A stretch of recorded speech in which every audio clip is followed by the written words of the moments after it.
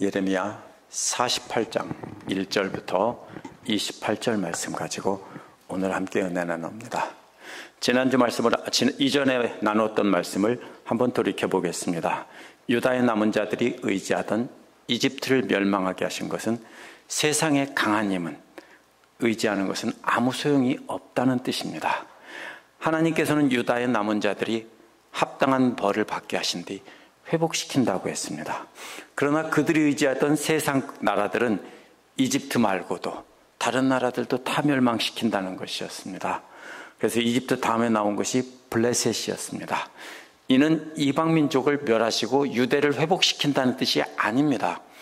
유대가 하나님 대신을 의지하려고 주변 나라들을 하나씩 찾아 의지하려고 해도 다 멸망시킬 거니까 소용이 없다는 겁니다. 오직 하나님만 의지하라는 겁니다.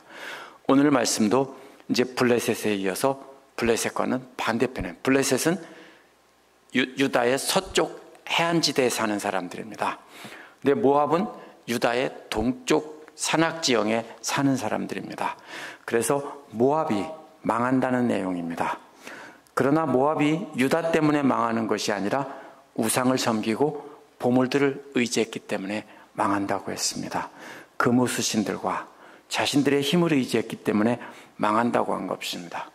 자신들을 하나님보다 높이고 이스라엘을 조롱했기 때문에 망한다는 겁니다. 그러나 모압은 단순히 멸망할 불신자들의 표본이 아니라 하나님 대신 다른 것을 믿고 의지하던 믿는 자들에 대한 경고이기도 합니다. 1절부터 10절은 우상과 보물을 섬기는 모압은 완전히 망한다는 내용이 나옵니다. 모압은 이스라엘 동쪽에 있는 산악지역에 있는 땅입니다. 사해 동쪽에 위치해 있습니다. 따라서 모압의 서쪽은 사해가 막고 있고 또 북쪽은 아르논 강이 국경이 되고 남쪽은 제레드 강이 국경이 됩니다. 모압의 동쪽은 사막입니다.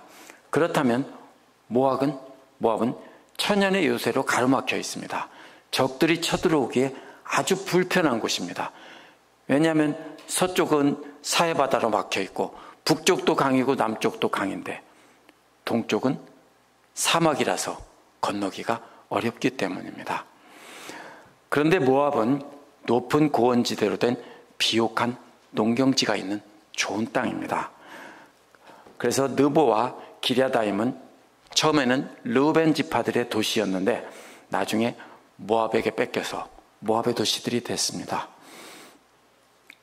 적들이 북쪽에서나 남쪽에서 강을 건너서 공격해오면 도망갈 곳은 동쪽 사막밖에 없습니다.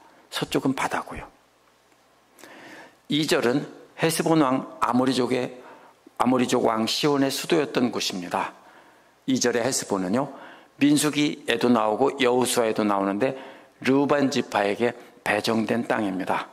여호수아에 보면은 르우벤 족속의 소유로 되어 있습니다. 그런데 대형 박물관에 있는 모압 사람들의 돌이 있는데 거기에 갓 사람의 영역이었는데 개인들에 의해서 정복되었다라고 기록된 그 돌이 지금도 남아 있습니다. 이곳엔 헤스본에서 모압을 멸망시킬 작전을 세웠다는 것입니다. 맛매는 어딘지 알 수 없습니다. 3절에 나오는 호로나임은 정확한 위치는 알 수 없지만 사해바다 바로 옆에 평평한 땅이었을 것입니다. 근데 그곳은요, 바다 높이보다 2000피트가 낮은 곳입니다. 굉장하죠? 바다 높이가 가장 낮은 땅입니다. 사실 땅과 바다가 같으면 높아야만 땅이 존재할 수 있는데 여기는 바다보다 2000피트가 낮은 곳입니다.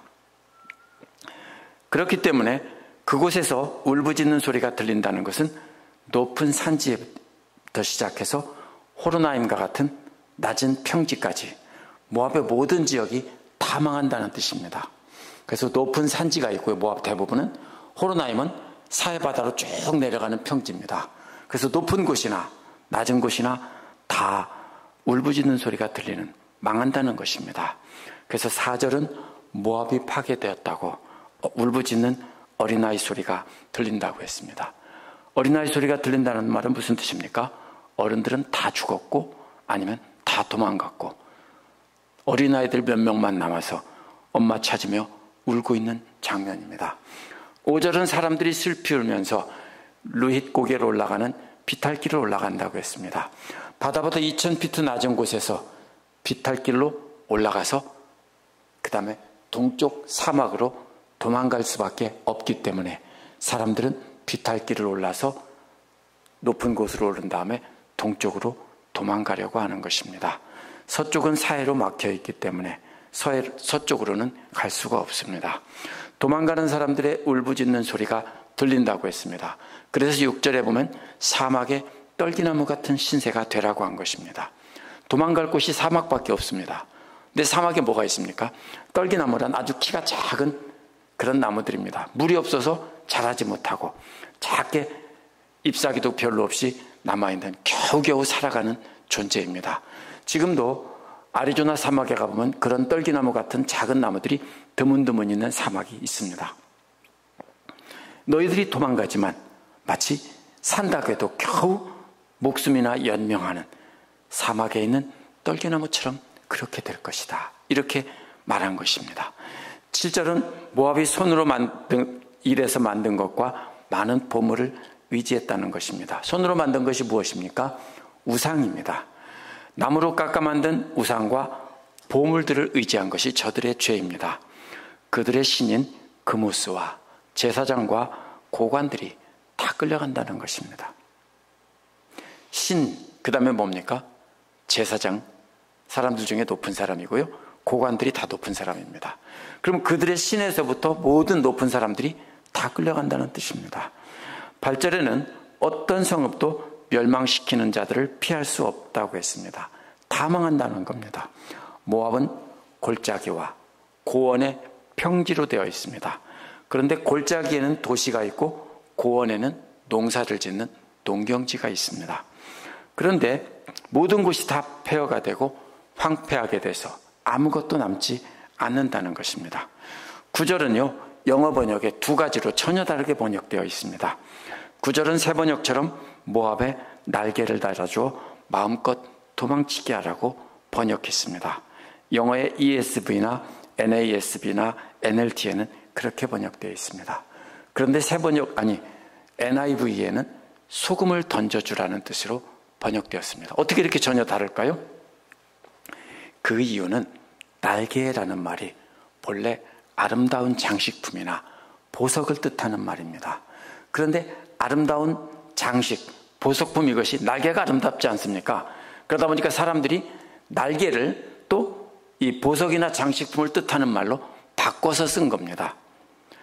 그러면 이 말의 본래 뜻을 따라 해석하면 아름다운 보석을 던져주라는 뜻입니다.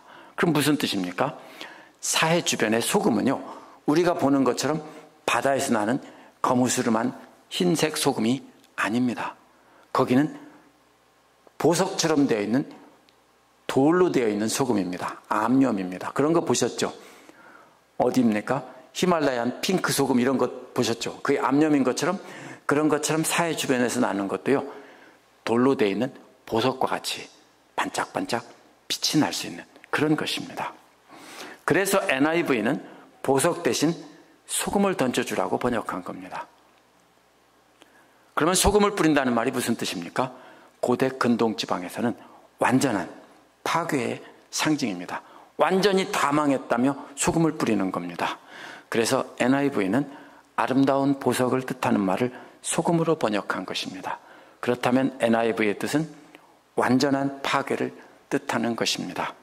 그러나 만약 이 말이 나중에 쓰인 것처럼 날개를 달아준다는 의미라면, 날개를 준다는 의미라면 아무런 소망이 없다는 뜻입니다. 너희들은 다 죽었다는 뜻입니다. 혹시나 날개를 달아주면 하늘로 날아갈 수는 있는데 날개가 없으면 도망갈 수가 없다는 뜻입니다. 제가 계속 설명한 것이 뭡니까? 적들은 북쪽이나 남쪽에서 강을 건너서 쳐들어옵니다. 그러면 서쪽으로는 도망갈 수가 없고 동쪽은 사막이기 때문에 말라 죽습니다. 그래서 갈 수 있는 곳이 딱 한 군데밖에 없습니다. 하늘로 날아가는 것입니다. 이것은 빈정되고 비꼬는 말입니다. 날개를 달아주지 않으면 다 잡혀 죽거나 포로가 될 것이니까 저들에게 날개를 달아주라, 이렇게 말한 것입니다. 그러면 소금을 던져주라는 뜻으로 해석해도 완전히 망한 것이고, 날개를 달아주라고 해도 역시 완전히 망한다는 뜻입니다. 10절은 모압의 멸망에 대한 해설입니다. 주님의 일을 정성을 다해 하지 않는 사람들은 저주받는다고 했습니다. 주님의 일이 뭘까요? 모압을 멸망시키기 위해 칼을 휘두르는 일이 주님의 일입니다. 적들이 쳐들어와서 그들이 모압을 다 칼로 베어 죽이는데 그것이 바로 주님의 일입니다. 칼을 휘둘러 모압 사람을 죽이는 일에 정성을 다하지 않는다면 저주를 받는다는 겁니다. 무슨 뜻입니까? 너희들은 몽땅 죽여라. 하나도 남기지 말아라. 만약에 안 죽인다면 그 저주가 너희들에게 임할 것이다. 이런 뜻입니다. 모압을 멸망시키는 일에 온 정성을 다해 하나도 남기지 않고 다 죽이려고 애를 쓰지 않는다면 하나님의 저주를 너희들이 대신 받을 것이다. 이런 뜻입니다. 11절에서 17절은 그모스를 섬기며 자신들의 힘을 의지하던 모압은 망한다는 것입니다. 11절은 먼저 모압은 어릴 적부터 편안하게 살았다고 했습니다. 여기서 아름다운 이미지가 나옵니다. 그림이 나옵니다. 모압이 평안하게 산 것을 뭐라고 말합니까?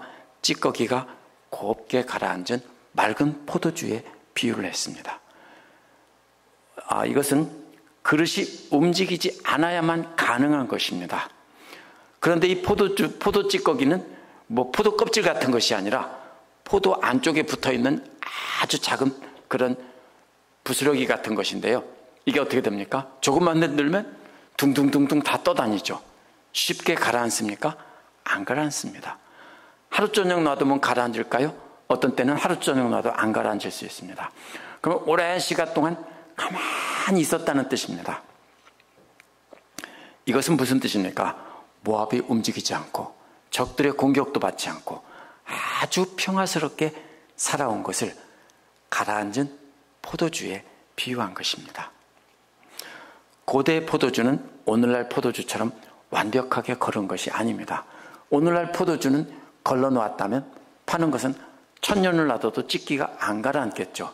그러나 고대의 포도주들은 그냥 망 같은 걸로 대충 걸렀기 때문에 항상 보면 밑에 찌기가 가라앉게 되어 있습니다. 그래서 조금만 흔들려도 포도의 고운 그 찌꺼기들이 흔들려서 탁한 포도주가 됩니다. 그런데 모압은 한 번도 그런 적이 없기 때문에 흔들리지 않은 포도 항아리가 같다는 겁니다. 이 그릇 저 그릇으로 옮긴 적이 없어서 맛과 향도 하나도 변하지 않은 포도주와 같다.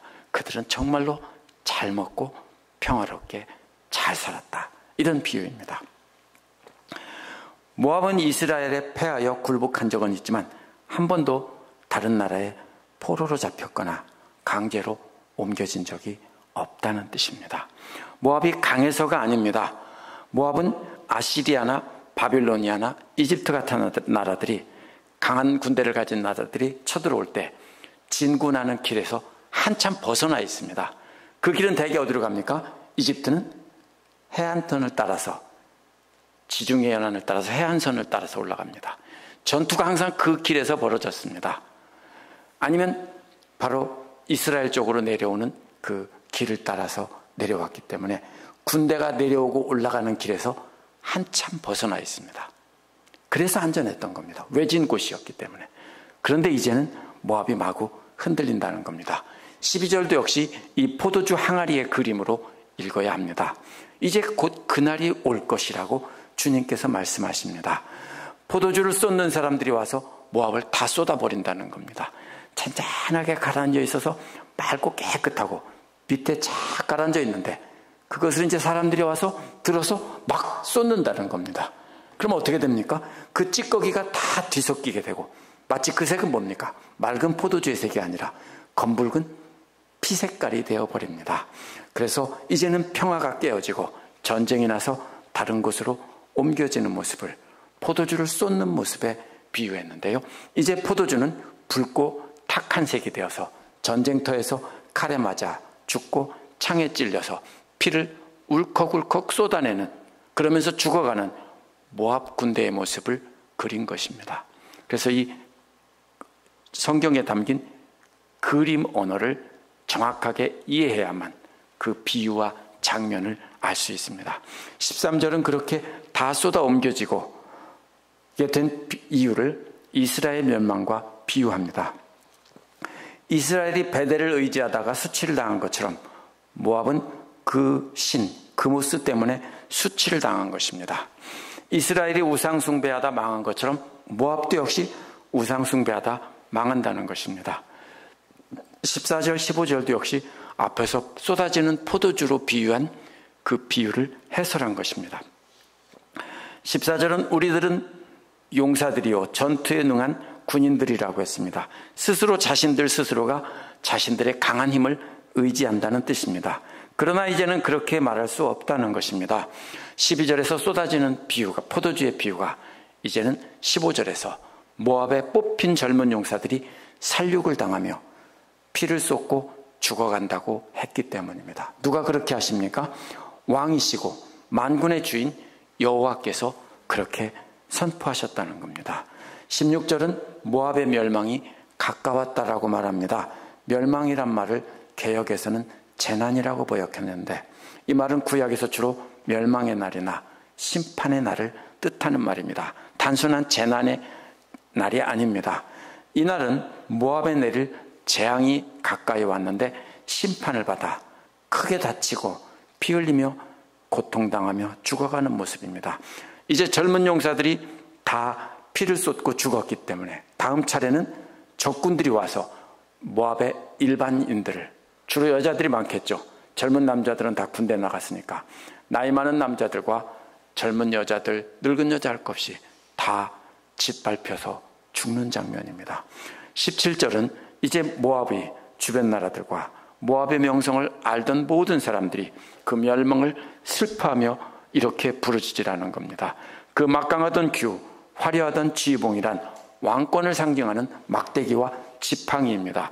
모압은 그렇게 과거에 강력한 왕권을 자랑했는데 그것이 다 부러져 버렸다는 것입니다.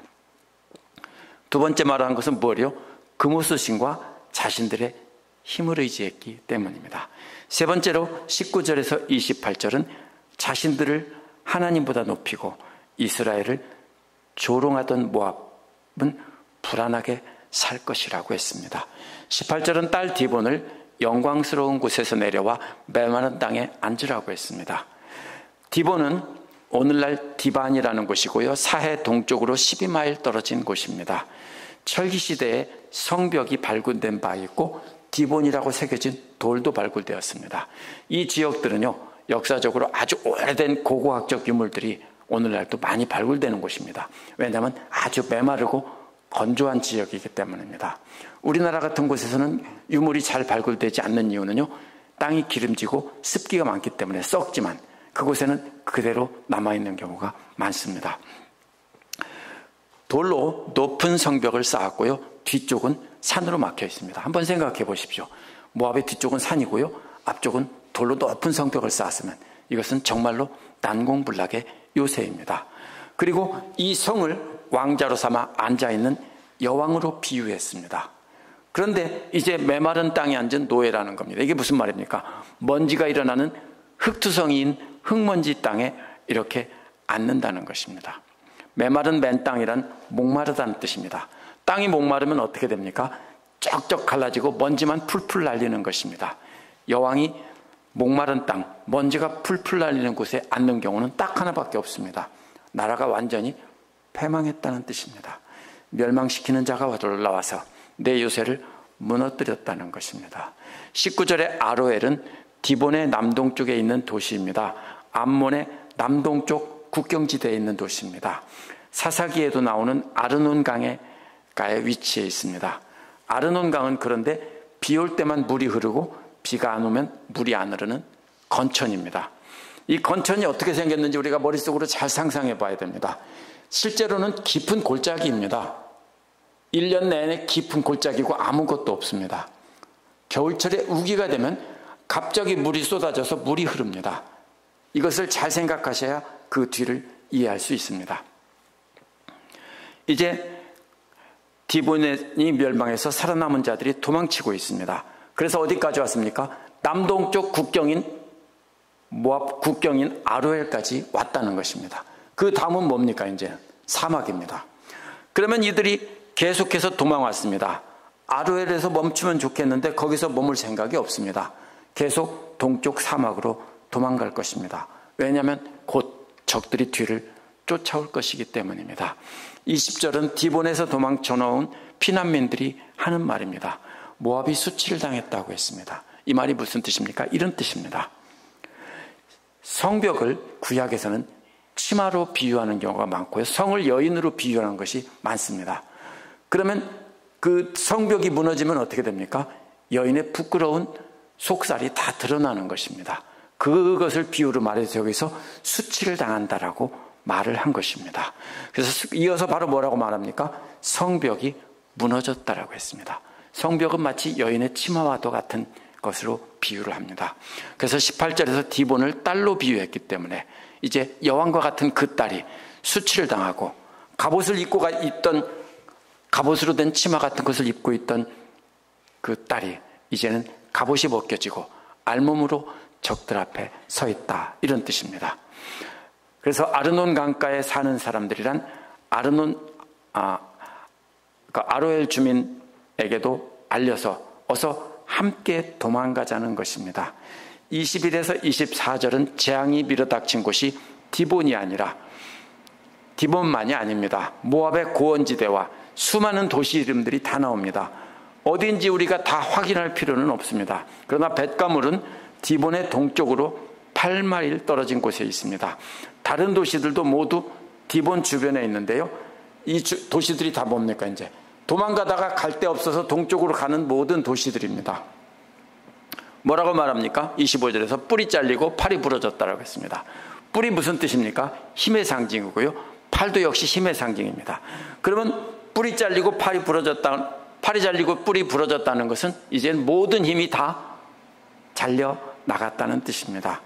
그래서 뿔과 팔은 구약에서 힘의 상징인데 그가 자랑하던 모든 힘이 다 꺾였다는 겁니다.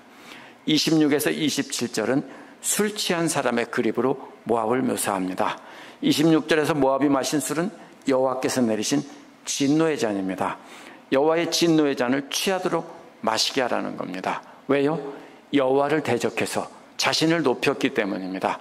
여호와의 진노의 잔에서 취해서 토하고 또 토한 것에 뒹굴어 조롱거기가 되게 하라는 것입니다. 한번 상상해 보십시오. 술을 잔뜩 먹고서 다 토했습니다. 그런데 그 토한 것 위에 뒹굴라는 것입니다. 자기가 토한 것을 침대 삼아서 깔고 뭉개 누워 이리저리 뒹굴면서 잠을 자는 그림입니다. 얼마나 취하면 그렇게 될까요? 바로 어떤 거지보다 더 더럽고 추한 그림입니다. 27절은 이제 모압이 이스라엘을 조롱거리로 삼았다는 겁니다. 이스라엘이 여호와의 진노의 잔을 마시고 비틀거릴 때 조롱했다는 겁니다. 왜요? 자기들은 멀쩡하니까 저것들 봐라, 도둑질하다 들킨 것처럼, 들킨 죄인을 흉보는 것처럼, 저런 도둑질하다 잡히면 어떻게 됩니까? 매를 맞죠. 그러면 모압은 곁에 서서 이스라엘을 보고, 매를 맞는 이스라엘을 보고 조롱했다는 겁니다. 저런 도둑년 같으니라고 이렇게 하면서 조롱을 했다는 겁니다. 도둑질하다 들키면 매를 맞습니다. 그렇게 매 맞는 이스라엘 옆에서 구경하며 고개를 흔들며 조롱했다는 겁니다. 뭐가 됐습니까? 자기들은 하나님의 자리에 서서 다른 형제가, 이웃나라가 고통당하는 것을 조롱하고 자신은 하나님처럼 거룩하다고 이렇게 높이고 벌받는 백성들을 불쌍히 여기지 않은 것이 이들의 죄입니다. 28절은 모압 백성을 부르며 성읍을 떠나서 바위 틈에 자리 잡고 살라고 합니다. 깊은 협곡 어귀에 불안정하게 둥지를 틀고 사는 비둘기처럼 되라고 합니다. 깊은 협곡 어귀라는 말은요, 제가 앞에서 꼭 기억해 두라고 하는 그 강의 그림입니다. 건천 와디인데 비둘기들이요, 비가 안 올 때는 높은 절벽 꼭대기에다 부근에다가 안전하게 집을 지은 것 같습니다. 근데 비가 와서 물이 다 차니까 이제는 둥지가 없어지고 날아다니면서 떠도는 모습입니다. 이해가 되시죠? 그렇게 해서 바로 이 28절은 그런 그림입니다. 사람들은 뭐라고 생각합니까? 자기가 구축한 성이, 자기가 쌓은 재물이 뭐라고 생각합니까? 가장 안전하고 좋은 안식처라고 생각합니다. 그런데 하나님의 징벌이 날이 되면은 거기에 갑자기 물이 차오르면은 거기는 물속에 잠기는 곳이 된다는 뜻입니다. 그래서 물이 흐르면서 파인 구덩이가 있는데 그 구덩이들이 여기 집 짓기가 참 좋다라고 해서 비둘기들이 둥지를 틀고 알을 낳았다는 겁니다. 그래서 우기가 되면 그곳을 빠져나와 갈 곳이 없기 때문에 이렇게 방황하는 것입니다. 그래서 세상을 의지하고 자기 힘을 의지하고 이렇게 모압과 같은 사람들은 오늘날도 자기들은 안전한 곳에 있는 줄 알지만 재앙이 닥치면 그들은 마치 절벽 물이 파놓은 곳에 둥지를 튼 비둘기와 같이 그런 삶을 산다는 것입니다. 오늘 말씀은 많은 그림들로 되어 있습니다. 이 그림은 모압 사람들에게만 말하는 것이 아니라 또 모압이 망할 것이니까 유다는 기뻐하라는 뜻이 아닙니다. 유다 사람들은 그렇게 착각하고 읽었습니다. 그러나 전체의 문맥을 통해서 읽어야 됩니다. 앞에서 뭐라고 합니까? 이스라엘 심판을 말한 다음에 이집트를 의지하지 마라, 이집트 망한다. 블레셋 의지하지 마라, 블레셋 망한다. 모압 의지하지 마라, 모압 망한다. 계속해서 다른 나라들이 전부 다 나옵니다. 이것은 하나님께서 유다를 지키기 위해서 주변 나라들을 멸망시킨다는 뜻이 절대로 아닙니다. 초점은 누굽니까? 이것은 모압에게 준 말씀이 아니에요. 이것은 누구에게 줬어요? 유다 사람들에게 준 말씀입니다. 하나님 말고는 아무데도 의지할 것이 없다, 이 뜻입니다. 모압을 의지해서 하나님의 심판을 피하려고 해도 소용이 없다라는 것입니다. 이걸 잘못 읽으면 성경을 우리가 엉뚱하게 읽습니다. 물론 모압에도 죄가 있습니다. 우상 숨기고 재물을 의지한 것입니다. 또 자기들의 신 그무스를, 또 자기들의 강력한 힘을, 군대를 의지했습니다. 그들은 그렇게 멸망당하지 않고 오랫동안 가라앉은 포도주처럼 산 이유는 그들이 난공불락의 요새에 있었기 때문이가 아닙니다. 그거를 마치 뭐라고 비유합니까? 28절에서는 절벽, 물이 깎아놓은 구덩이인 비둘기의 둥지에 비유한 것입니다. 28절의 그림을 바로 뭡니까? 비둘기의 둥지를 모압 전체의 상황에 비교한 것입니다. 그들은 군대가 강해서가 아니라 신이 강해서도 아니고 하나님께서 그냥 놔두셨기 때문입니다.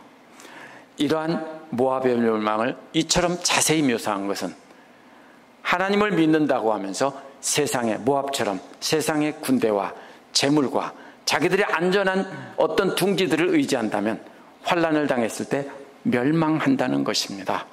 특별히 우리가 고난 없이 잘 살아왔다면 뭐라고 합니까? 하나님께서 나를 축복해 주셨어. 그러면서 다른 사람이 고난을 받으면 저 사람은 예수를 믿는다는 것이 저렇게 살아와서 저렇게 고통을 당하지, 이렇게 조롱하는 사람들이 흔히 있습니다. 그게 바로 뭡니까? 모압이 이스라엘을 조롱한 것과 똑같은 죄입니다. 우리가 안전한 것은 우리가 잘해서가 아니고, 우리가 평안하게 잘 산 것은 우리가 거룩해서 하나님께 축복받은 것이 아니라는 겁니다. 그러므로 우리가 우리 자신을 남보다 높이며 나는 거룩하고 상대방은 이렇게 낮추면서 정죄한다면 우리는 모압과 같은 것이고, 불안전한 곳에 안전한 둥지를 들었다고 착각하는 비둘기 협곡의 비둘기 둥지와 같은 것입니다. 기도하겠습니다.